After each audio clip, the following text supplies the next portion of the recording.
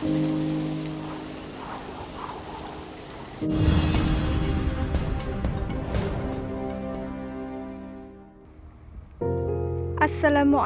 warahmatullahi wabarakatuh, and hello everyone.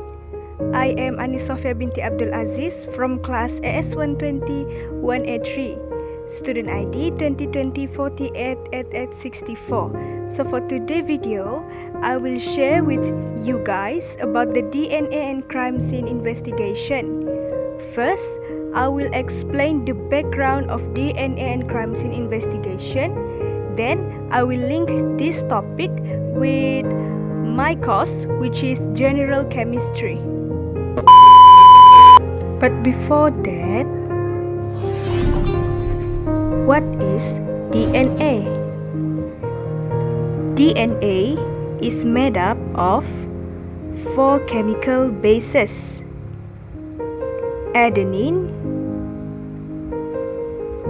guanine, cytosine, and thymine. Each cell in a body has a nucleus and inner core which holds chromosomes. DNA molecule make up of these chromosomes. The chromosome contains marker points that repeat short DNA sequences again and again. Just how many times a sequence repeats at each marker varies depending on the person. Every person has 2 copies called alleles of each marker, one from mom's side and one from father's side. Forensic scientists can use so-called short tandem repeats (STRs) of DNA to identify individuals.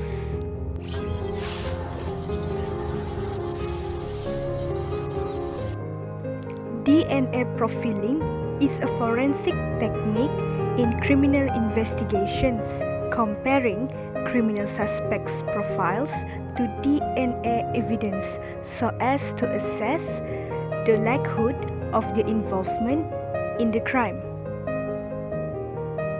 Forensic scientists can compare DNA found at a crime scene, for an example from blood or hair, to DNA samples taken from suspects. First, extraction.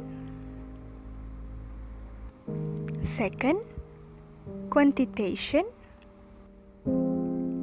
Third, amplification. Lastly, capillary electrophoresis (EC). Once forensic scientists obtain a sample, they extract the DNA from cells in bodily fluids or tissues and copy it. They then separate the copied markers using a process known as capillary electrophoresis. This enables them to identify distinct markers and the number of repeats for different markers in each allele. The forensic scientists read this data using a chart called an electropherogram, which plots fragments of DNA and shows how many repeats there are for each marker and where they occur.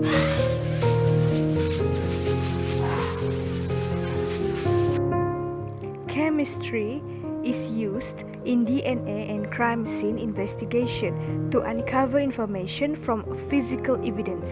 In criminal science, chemists analyze substances such as blood, DNA, and gunpowder residue to attempt to determine when and by whom the crime was committed.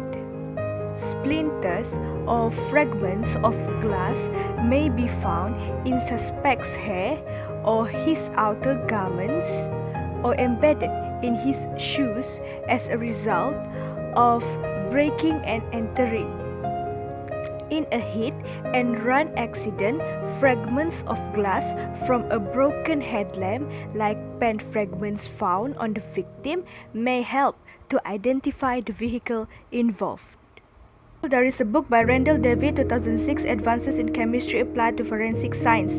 Broken glasses found during the commission of a crime can be a useful source of trace evidence linking a suspect with the crime scene. Glass is an amorphous material consisting of silicon oxides mixed with metal oxides such as sodium, calcium, magnesium, and aluminium. The combination of these oxides is used in the manufacture of the most common types of glass. The forensic scientists will generally classify glasses as sheet.